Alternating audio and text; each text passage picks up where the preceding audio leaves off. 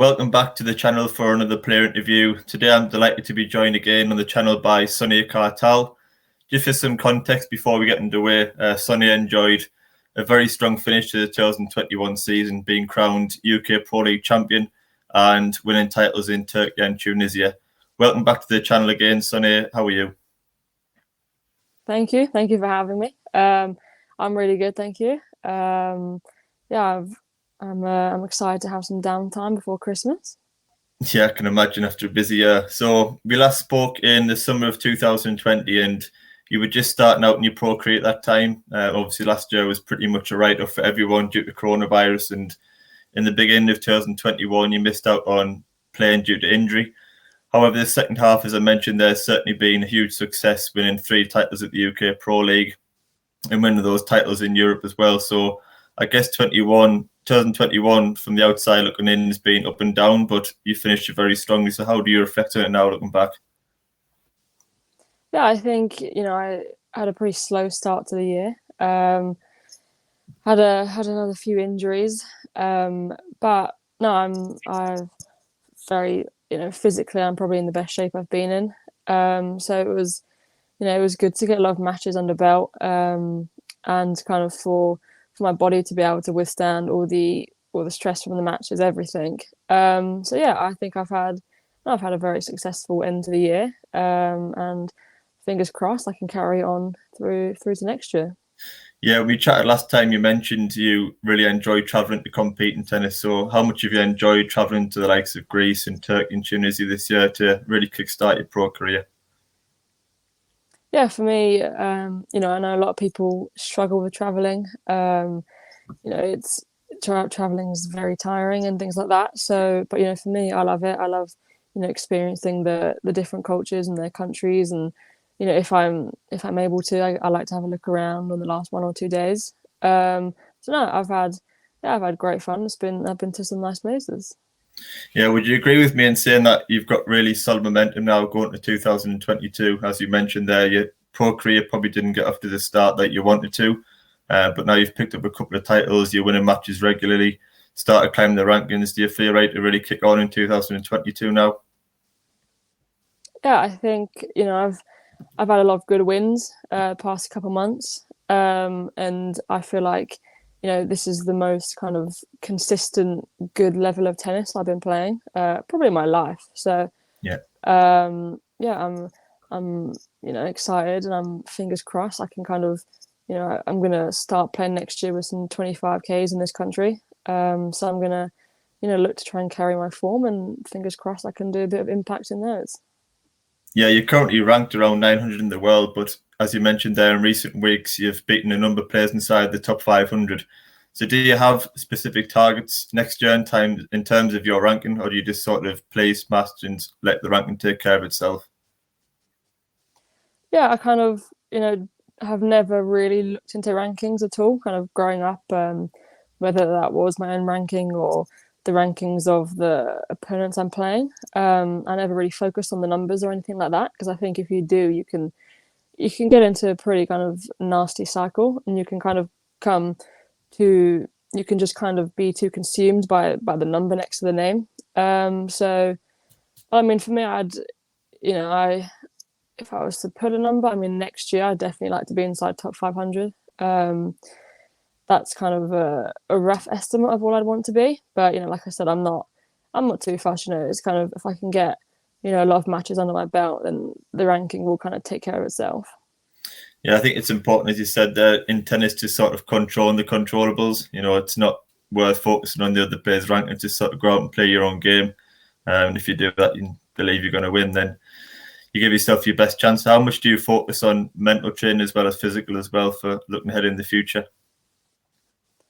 Mentally, for me, it's mentally is probably one of my biggest assets. It's something I've been lucky, I've kind of always had. It's kind of been a natural skill almost.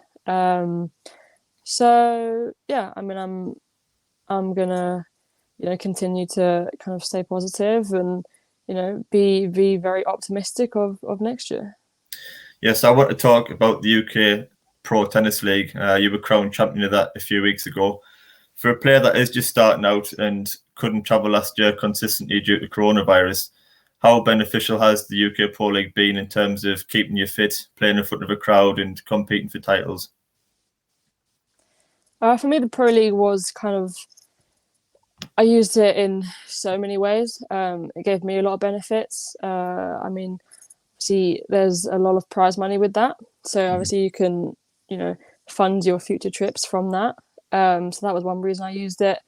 But also the main reason was just, their format is so different. You're guaranteed 5 matches, win or lose. Mm-hmm. So for me, my biggest thing is trying to keep myself injury free. So knowing that you're guaranteed 5 matches and being able to put my body under that stress to replicate if I was abroad in a normal tournament week. Mm-hmm. So I really just used their weeks to just kind of train my body to be sustainable for that amount of matches. Yeah, I think from a British tennis fan point of view, it's been a huge success, the UK Pro Tennis League, with you look like Emma Raducanu and Jodie Burrage and yourself and Julian Cash and many more have competed in those events and then sort of gone abroad and had success as well.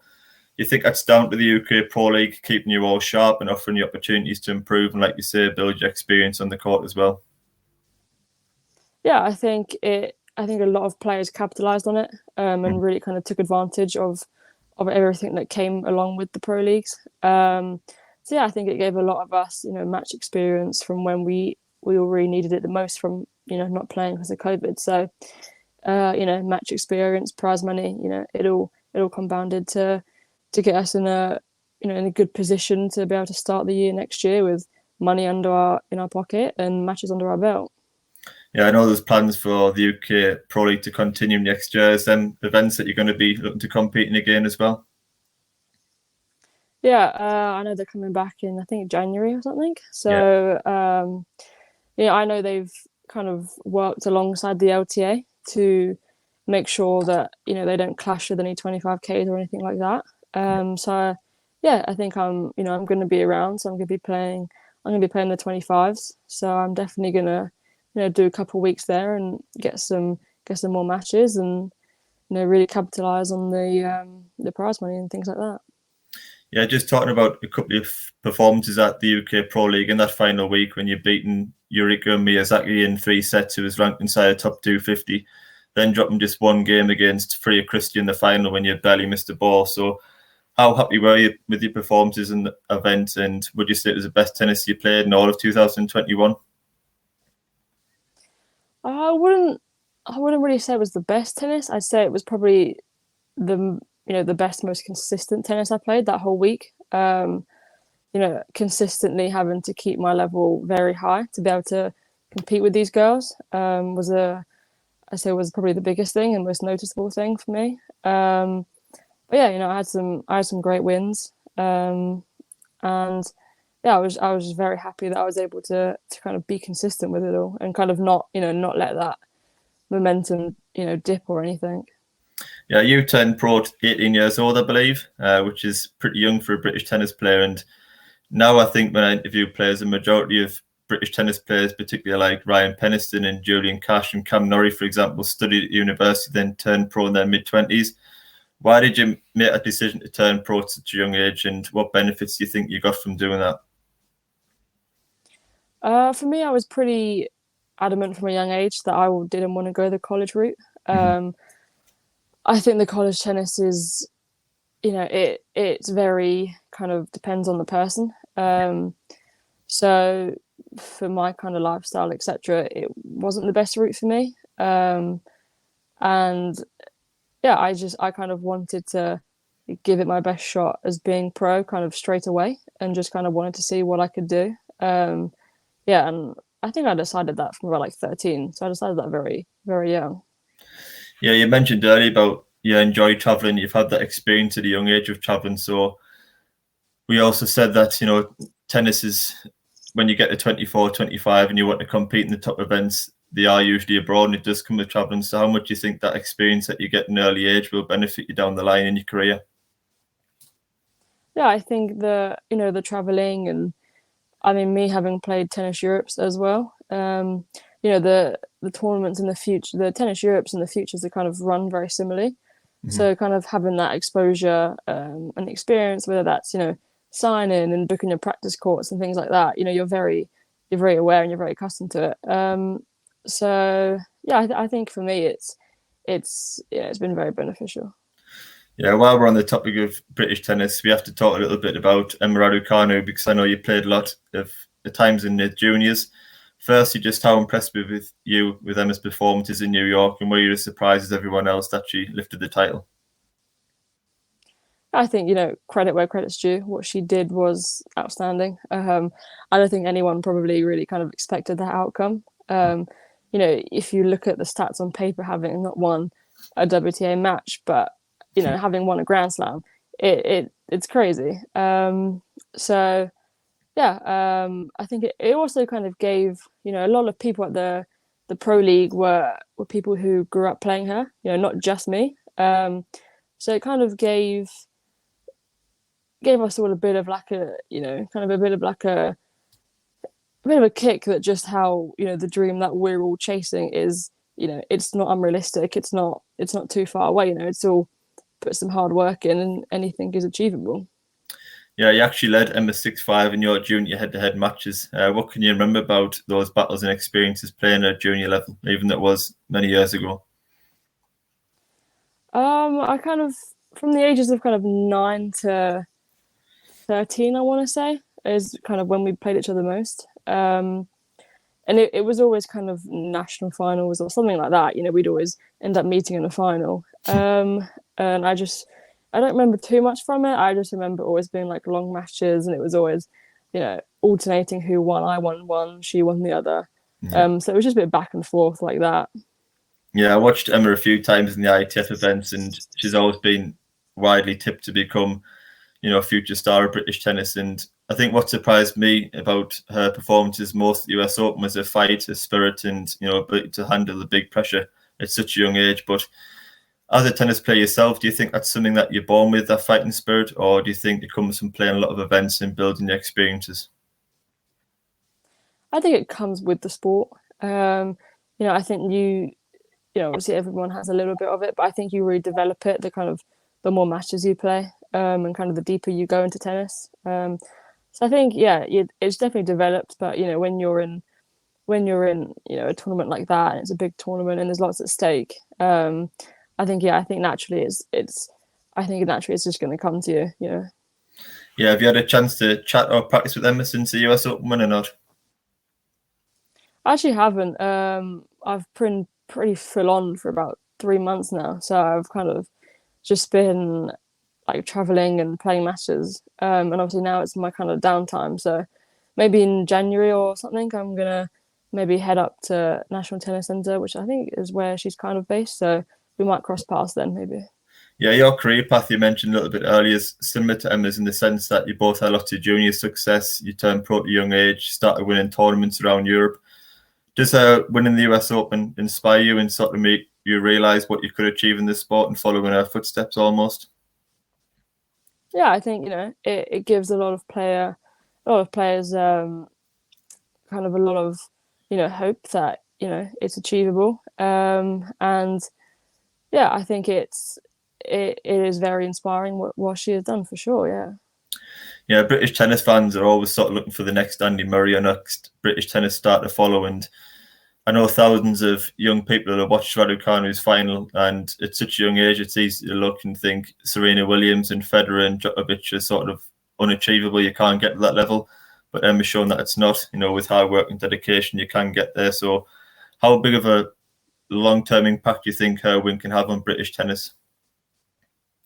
I think it's definitely gonna get people interested and get people kind of motivated, and especially a lot of younger kids that are maybe thinking about do they want to take it seriously, do they not want to take it seriously. I think it's definitely going to sway a lot of juniors to kind of really give it a crack. So yeah, I think it's going to inspire. I think it's inspiring people now, and I think it's definitely going to continue to inspire people. Yeah, so back talking about yourself, to anyone listening that hasn't seen you play yet, how would you describe your game style and what are your main strengths in tennis? What are you working on, stuff like that? I'd say my game style is pretty aggressive. I also use kind of a lot of variation, so I like to, kind of, make myself not too predictable with the kind of ball I'm going to send back. So, lots of variation, aggressive game style, dominate with my forehand. Yeah, and kind of be the one that's dominating in the rallies. Yeah, you haven't had much opportunity yet to play on the grass in professionals. Is that something you're looking forward to next year at the UK events? Yeah, definitely. I'm gonna definitely try and give myself the best opportunity to be up for potential wild cards for those kind of tournaments, Surbiton and Nottingham. So yeah, I'm excited. I think, my game style suits grass. Played on it a couple of times and, have loved it every time. So, Yeah. I'm definitely excited for that time of year. So just finally looking ahead to 2022, we spoke about the momentum that you're taking to next year. Is the aim to just compete as much as possible, stay fit, and continue to climb the rankings? Yeah, I think, I've definitely kind of um kind of competed in the 15Ks, which is kind of what I wanted to do, and now I've kind of earned the right to play the 25s. So I'm going to look to try and make an impact on that, and just continue to be in a good headspace with tennis and continue to really enjoy the sport. And yeah, play as many tournaments as possible, and stay injury free. If you were to give a junior player watching this one piece of advice, what would that be? My one piece of advice. Okay, I would say kind of just put your head down and focus on your own path, and don't compare yourself to anyone else's. Everyone's journey is different. What might be sustainable for someone else isn't sustainable for you. So it's definitely, focus on your own journey, and don't let other people's journeys distract you. Yeah, good advice. So finally, I've come up with 3 questions that I want to ask every player that I interview on the channel. So number 1, if you were to compete in Wimbledon's doubles next year and had every single player in the draw to pick from, men's or women's, for a doubles partner, who would you pick and why? I'm gonna go with. Ooh. I'm gonna go Kim Clijsters. She's been my favorite player since I was really small. Actually got the chance to hit with her when I was about 8 or 9. All right. So yeah, I think everyone wants to hit with their idol. So yeah, for sure.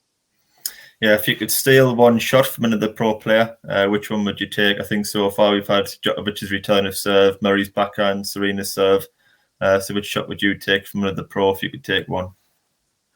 I'm gonna go with Andy Roddick's serve. All right. I just think that's when you've got a big serve like that can make it makes life a lot easier. Yeah. Constantly hitting that many aces, it sets you up nicely for the next ball 3.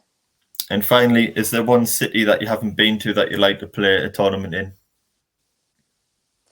I'm gonna go. I'm gonna go with Miami. Yeah, I'd really love to go over there for a tournament. America is somewhere I really want to go to, so for sure Miami. Maybe even the Miami Open. Yeah, Miami Open would be a good tournament. Perfect. Well, congrats again on your recent wins. Best luck in 2022. It'd be great to catch up again next year to follow your progress. Yeah, thanks a lot. Have a good Christmas and New Year, and I'm sure we'll catch up soon. Perfect. Thank you.